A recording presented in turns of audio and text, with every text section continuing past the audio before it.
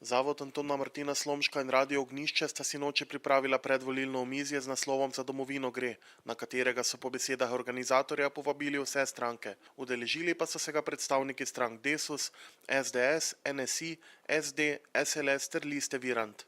Sodelujočim je vprašanje postavila tudi novinarka časnika Večer Vanessa Čokl. Socialni demokrati in vladne stranke, partnerske, smo videli svoj cilj v urejanju trga dela. Zato smo sprejemali paket zakonov, ki bi uredili vse tiste nevralgične točke, ki bi na koncu vendarle pripeljale do pravičnejše porazdelitve in obremenitve ustvarjenega. Tako smo sprejeli zakon o urejanju trga dela, najbolj treste ni bilo referenduma. Zakon o preprečevanju dela na črno, ki bi zagotovil javni blagajni priliv sredstev od tistega dela, ki zdaj ostaja neobdavčeno in brez plačanih prispevkov. Zrušil ga je predsodek in neprestano ponavljanje, da je v okvir tega treba šteti tudi sosedsko pomoč. Sosedska pomoč je bila predmet tudi že prejšnjega veljavnega zakona in sosedska pomoč ne šteje in ni štela za delo na črno. Pokojninska reforma je potrebna in nujna. Bolje bi bilo za Slovenijo, ne glede na predlagatelja, da bi bila sprejeta 2 leti prej kot 2 leti pozneje. Zato smo jo podprli. Koliko smo si pa prizadeli in kaj uspeli pri oblikovanju, prosim, gospod podpredsednik. Torej, prizadevali smo se in tudi izborili v pogajanjih z vlado kar 5 zelo pomembnih zadev. Med njimi je tudi ohranitev že priznane pravice do državne pokojnine, ki je skromna približno 180 evrov. To je za nas bilo izredno pomembno dejstvo. Res je, da so oskrbnine v domovih precej visoke glede na višino pokojnin. In zato največkrat morajo otroci, sorodniki doplačevati oskrbnino v domovih. V Novi Sloveniji se zavzemamo za to, da bi starostniki lahko čim dlje ostali doma, če je to le mogoče.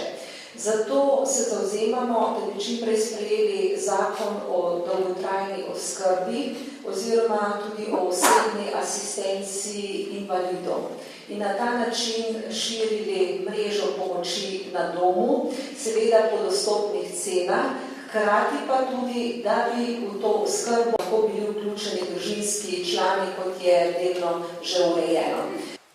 Ja, prav gotovo gospodarska situacija niti v Sloveniji ni dobra, če naredim kratko primerjavo, v Mariboru je še slabša in zavzemali si bomo, da bomo te standarde, ne mislim tukaj na pokojnine, ampak na splošno regionalno razvitost naredili za vso Slovenijo enako, torej po razdelitev. Kar se tiče, kje dobiti denar, zagotovo z dvigom gospodarske rasti, odprave kreditnega krča in še nekaj je zapisov, ki smo jih zapisali v naš program in jih imamo namen uresničiti. Da je zaposlitev 150.000 ljudi v tem trenutku in tudi v naslednjih letih, recimo 2-3 letih, zelo oziroma preveč ambiciozen cilj. Naš cilj je, mi smo ga tudi zapisali v program, da brezposelnost oziroma zaposlenost vrnemo na raven iz leta 2008, torej pred krizo. Mi vemo, da smo v tem času 3 let izgubili 50-60 tisoč delovnih mest, ki nam danes zelo, zelo manjkajo v pokojninski blagajni, njihovi prispevki namreč. Dejstvo je, da te spremembe pokojninskega sistema, kot so bile predvidene, niso bile dobre. Drugače jih ljudje ne bi 70% zavrnili na referendum.